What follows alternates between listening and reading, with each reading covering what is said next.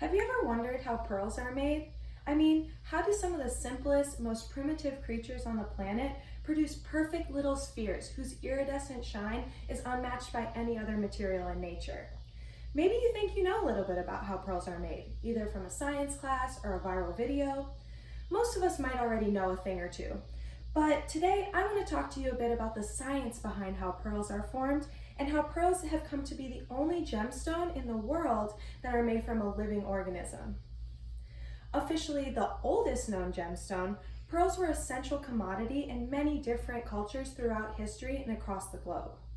We can see them appear in literature as far back as 2300 BC, when they were given as gifts to Chinese rulers.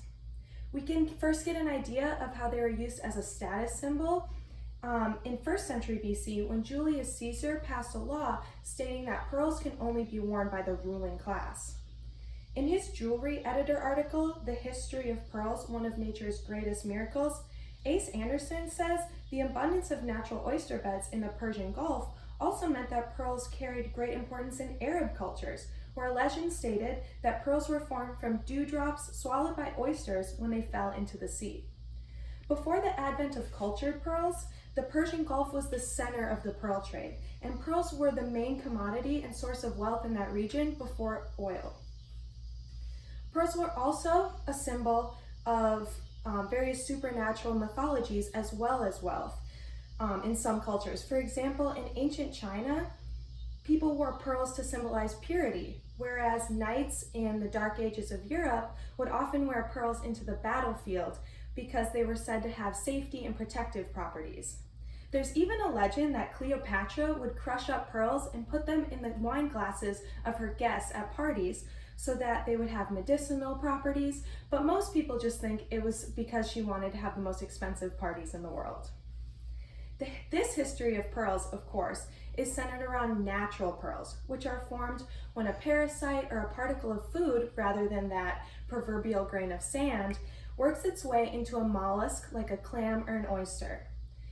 These pearls can either come from saltwater or freshwater sources, but historically, saltwater pearls are more perfectly round in shape and deeper in luster and color, whereas natural pearls that are formed in freshwater are a little bit more oblong or irregular in shape.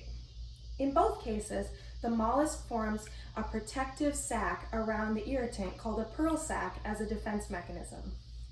According to a 2012 study called The Role of Matrix Proteins in Control of Nacreous Layer Deposition During Pearl Formation in the Journal of Biological Sciences, in the pearl sac, significant expression of different matrix proteins are seen, especially 30 to 35 days after the irritant enters the animal.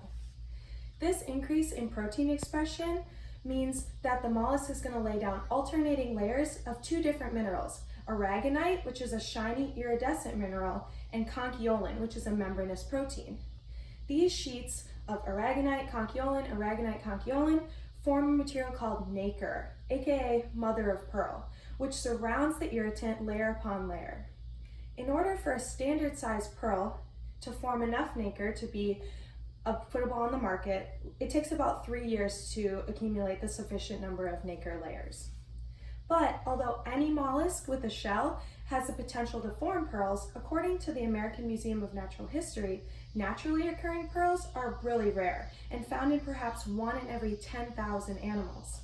This makes natural pearls really difficult to come by and unethical to harvest on a large scale, since taking natural pearls from an animal often results in the death of that organism. Easier, more time efficient, and cheaper methods of pearl harvesting have been created over the years as the demand for pearls has increased. There are two main other types of ways to get pearls other than natural pearls. They are cultured and imitation. Cultured pearls are still made using living organisms, but in this case, a pearl nucleus is surgically inserted into the mollusk and monitored until a thick enough layer of nacre is formed to give the visual look of a natural pearl. In this case, every mollusk in a pearl farm has one or even several pearls forming inside it. But cultured pearls are not 100% nacre, although they do have a very similar visual quality and texture while forming a little bit faster and being slightly less costly in the market. Imitation pearls, on the other hand, do not utilize any sort of living organism. Rather, manufacturers take a glass or metal bead and dip it several times in a solution containing chemicals and fish scales in order to achieve the look of natural pearls. Although this method is extremely time and cost effective, imitation pearls lack a lot in weight, smoothness, and luster than their natural counterparts.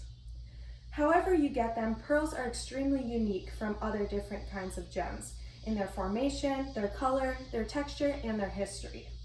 They have been used as jewelry, as a sign of status and wealth, and even as a token of the divine throughout the entirety of human civilization. Although their formation can vary and the market has evolved throughout the years, pearls will always be a valued and precious material and also a testament to the beauty and power of science and evolutionary biology. Thank you.